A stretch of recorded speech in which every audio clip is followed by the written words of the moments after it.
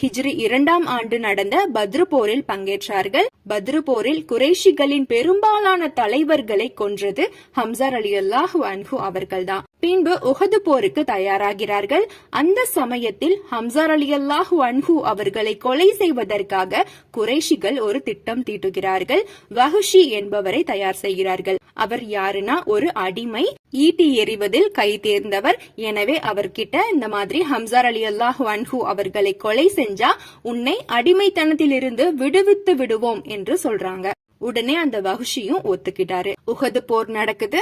வஹ்ஷி ஒரு இடத்தில் ஒளிந்து கொண்டு ஹம்சா ரலியல்லாஹு அன்ஹு அவர்களை தாக்குவதற்கு சந்தர்ப்பத்தை தேடிக்கொண்டிருக்கிறான்.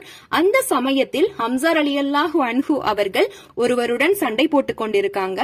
அந்த சமயத்தில் வஹ்ஷி ஈட்டியை ஹம்சா ரலியல்லாஹு அன்ஹு அவர்கள் மீது எறிந்து அவர்களை கொன்றுவிட்டான். மேலும் குறைஷிகள் ஹம்சா ரலியல்லாஹு அன்ஹு அவர்களின் உடலை சின்னாபின்னமாக சிதைத்து விட்டார்கள்.